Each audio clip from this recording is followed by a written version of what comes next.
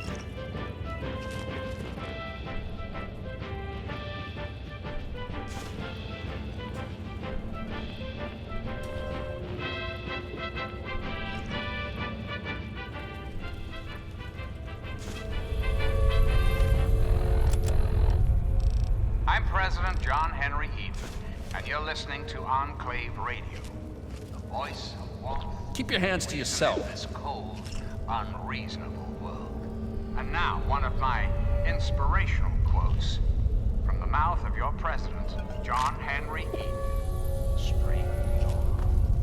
Not fighting at the vein of pleasure until you know there is no hook beneath it.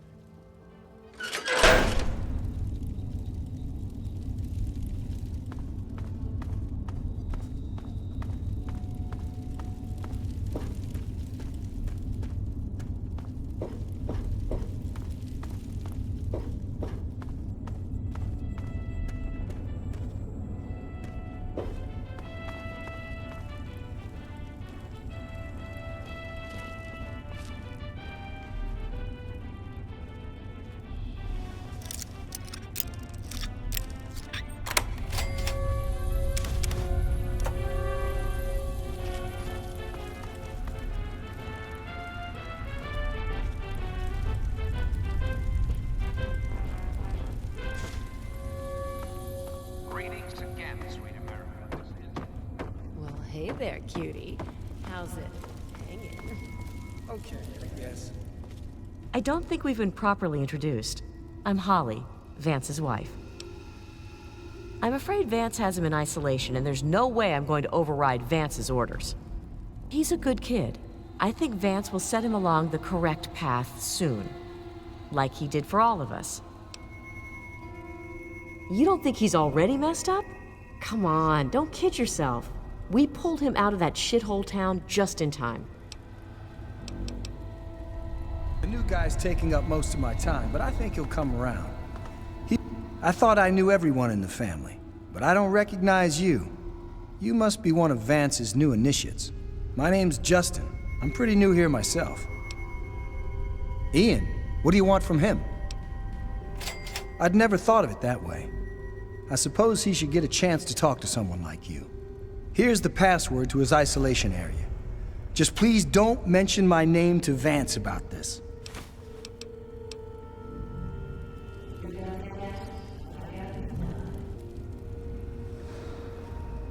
Well, I'm surprised you don't know me. I'm Brianna. I take care of the men around here. Well, unmarried ones, anyway. Vance has him in meditation right now. No one's supposed to be in there. Poor kid. He looks like he could use another friend. Well, that is sweet, but Vance would kick my rather gorgeous ass right out of here if I told you how to find Ian. Sorry.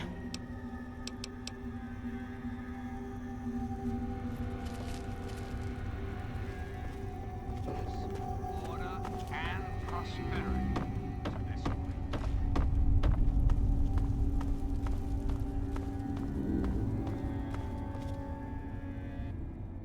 Well, well. I haven't had a customer in a while. Last one I had was a bit chewy. Know what I mean? Do I look like a fucking babysitter? I don't know where he is. Even if I did, I wouldn't tell you anyway.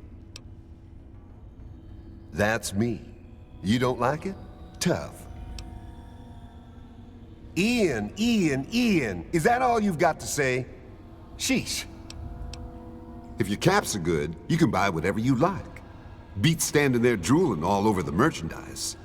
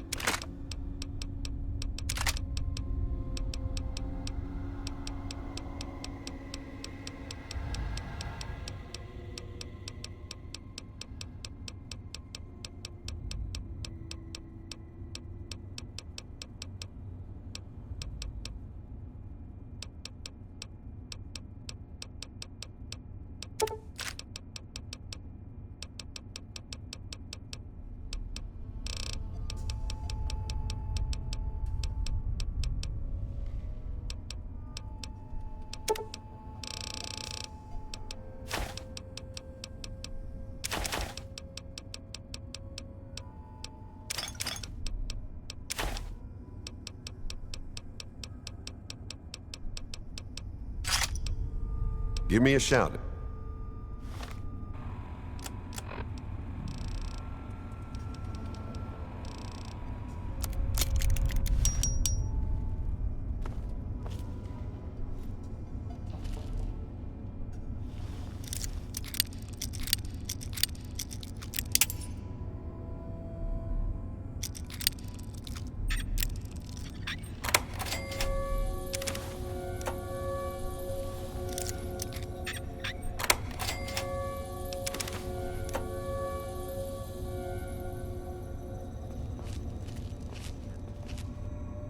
Oh, come on now, Vance. You're doing what's best for these people.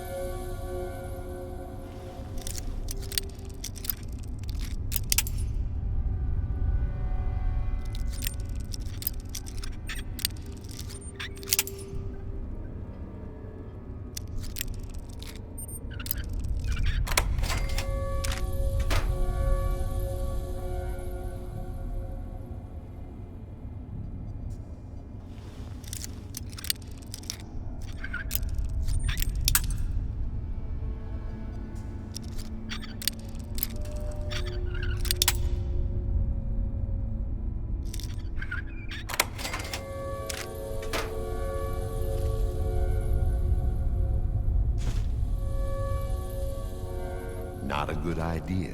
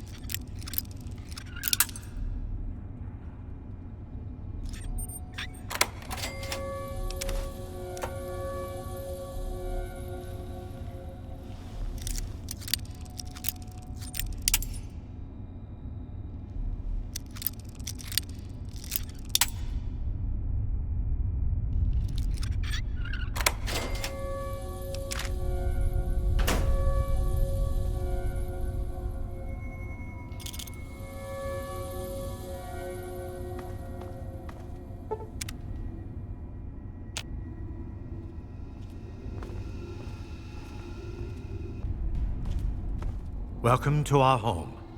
My people call me Vance. I lead this group of weary travelers and outcasts who need a home. And to what do I owe the pleasure of your visit? What you see before you is the last bastion of hope for the downtrodden and misunderstood. It is a sanctuary for the oppressed and a beacon of faith for the tyrannized. We are the remnants of society, cast aside like the clean-picked bones of a hunter's feast. I led my flock beneath the sun-baked sands of the wasteland to keep them safe and teach them my ways. Men of science would call us cannibals, eaters of human flesh. Society labels us as monsters, demons, and the unclean. You amaze me. Never have I met a human with the gift of cognition that you possess. Tell me then, what are we? Do you think I believe I can turn into a bat and fly away? Of course not. Do I cast my image in a mirror? Absolutely. Now, ask me if I believe these individuals from every corner of the wasteland need me to give them a sense of purpose and identity. I have shown these people the ways of the vampire.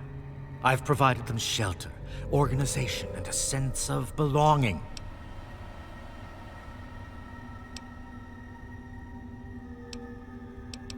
Now you disappoint. I have reined in their cravings and taught them to eat not of the flesh, but to drink of the blood. Most importantly, they have a family. A place where their quirks are tolerated and understood.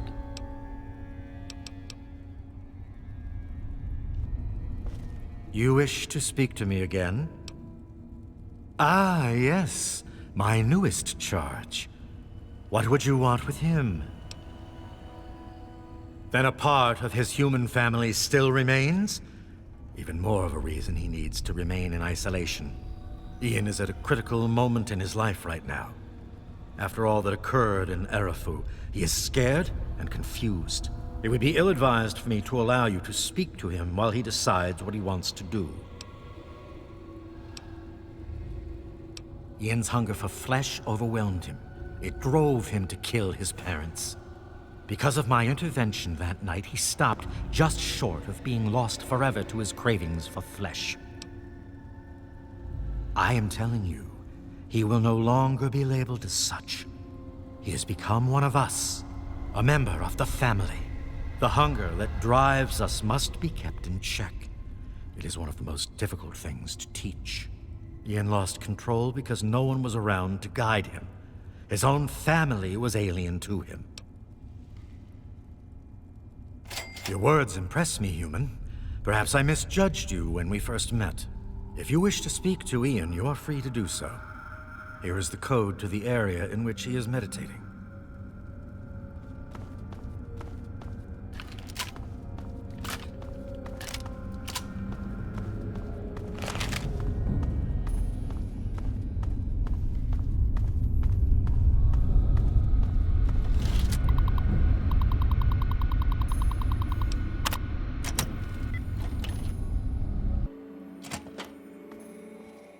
What do you want?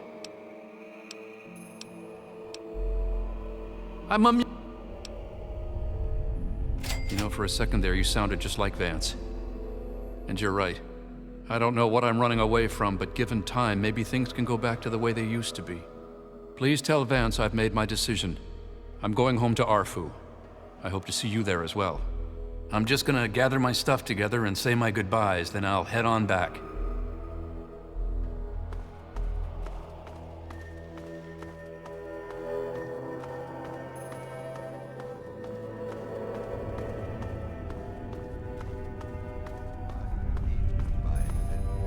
Vance is crawling on my ass cause of that mess in Arafu. Progressed quite well. Good. Adopted. You should be proud. I trust your talk with young Ian went well. I am quite interested in learning the results of your discussion. Did he come to a decision? As long as you maintain this level of civility, please proceed.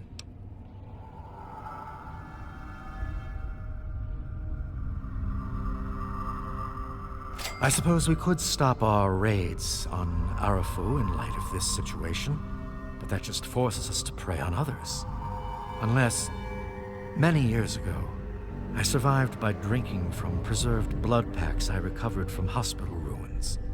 The problem was that these blood packs are scarce. Agreed. Please, take this proposal to Arafu. Speak with them, and then return to me with their decision.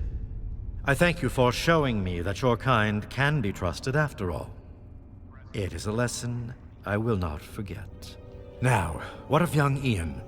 Tell me his decision. It saddens me to lose one of my flock, but I believe everyone has to follow their own path. All I was attempting to do was guide him. Now it seems that responsibility has fallen upon you. I hope you will be more successful. Please, I want you to take this. Consider it as an apology to you for all the hardships you had to endure finding this place. Goodbye, human.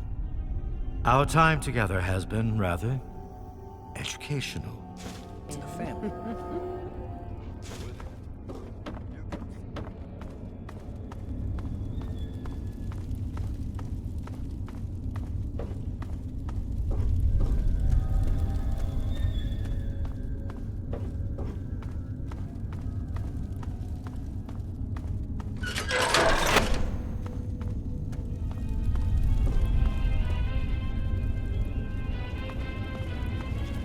Oh, it's you again.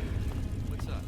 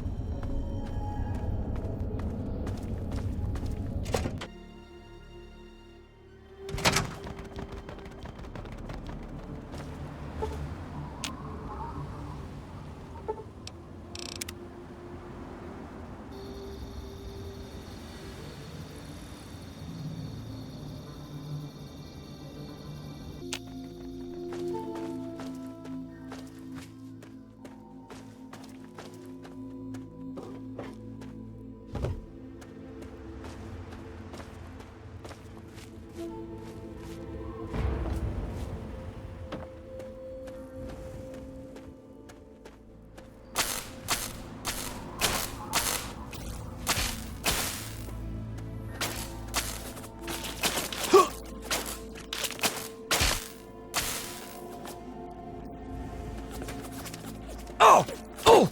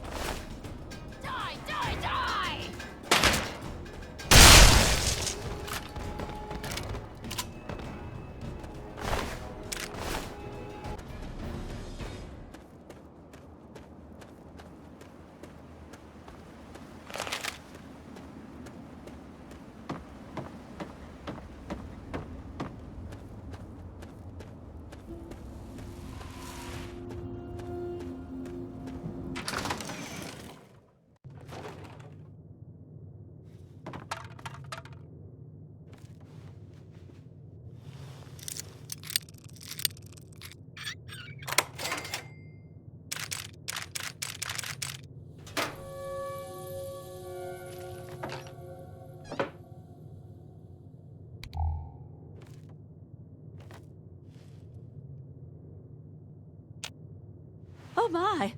I wasn't expecting any visitor. My. You certainly do look a little bit worn out from your travels. Oh, just look at my terrible manners. I'm Agatha. It's so nice to meet you. Now, what brings you all the way out here? Oh, don't worry about me. I'm just fine out here. My husband, rest his poor soul, saw to it that our house was well protected from the elements and the inhabitants of the wastes.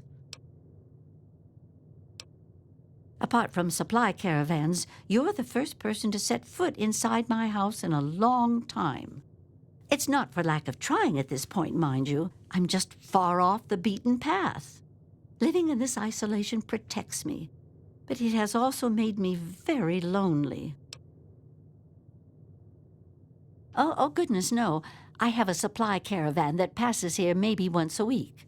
I trade with them for whatever I need, and I stock up enough till they return.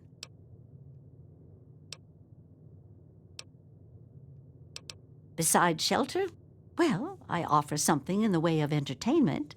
I play songs on my homemade violin, and people trade me goods. If not in person, I use my husband's old radio set. The men in the caravan say it keeps their morale up on lonely nights in the wasteland. Oh, you are a clever one.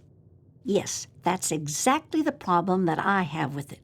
It doesn't quite play all of the notes correctly, and I have to constantly tinker with it.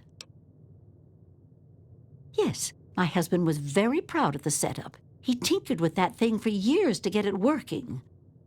I've tried to use it to get whatever I need, but I've never gotten a reply. Thank you.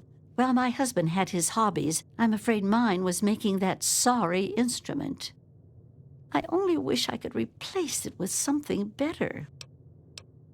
But now that you mention it, yes, there is. My trading depends on my violin. Without it, I have nothing to play, no way to make music. If you can bring me a violin, a better one, I'd feel much more secure. Yes, very sad, isn't it? Sad to think that no more musical instruments will ever be made the old way ever again. Well, fortunately, I know where perhaps the last real violin in the world exists. If you give me your word that you will recover it, I will tell you more. You have a point. Perhaps I've been neglecting needs that you might have and being selfish. I have a small amount of ammunition that my husband left behind. A box of odds and ends. I don't think I've opened it in years. If you do this for me, you're welcome to take whatever you need. Oh, I don't think I've been this happy in years. As promised, here's the key to the ammunition box. It's right under the radio table. Before you leave, I have some information that may help you. At least a place to begin.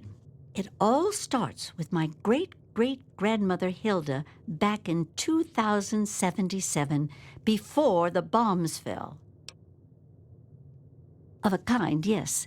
Hilda sent a good deal of letters to my great-grandmother Mary, who passed them on, and so forth. I suppose the correspondence could be considered a diary of sorts. It certainly is a long time. That precious instrument has been through a lot. Anyway, Hilda was quite a special woman, classically trained and exceptionally talented at the violin. Her pride and joy was her Stradivarius violin. I can only imagine how exquisite this instrument must have been. When the war reared its head, she was invited by Vault Tech into Vault 92. They claimed the vault would be dedicated to preserving musical talent.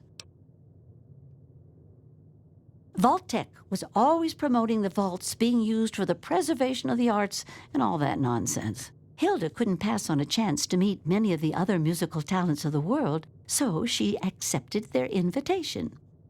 Then the bombs fell, the vault was sealed, and my family never heard from her again.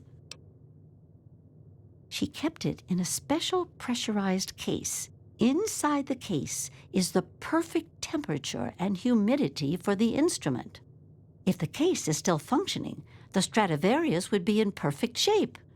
Hilda Stradivarius was named the Soi Stradivarius. All of them had names. That's what I want you to get. That's the catch. I have no idea where it is. I'd suggest making our way to Vault Tech headquarters in the D.C. ruins. That would be a good place to begin. Good luck! Be careful. I don't want to be responsible for getting you killed.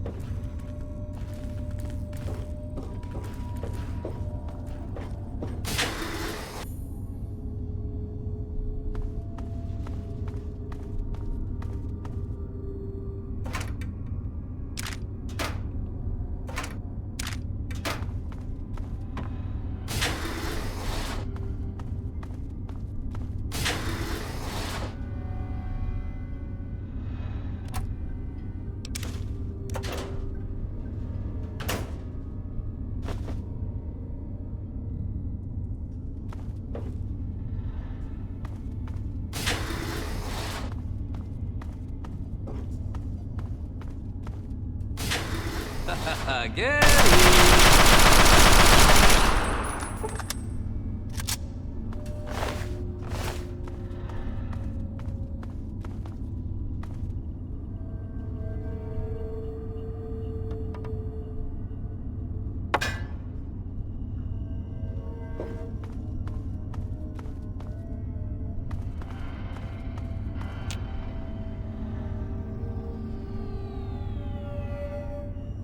Good to see you.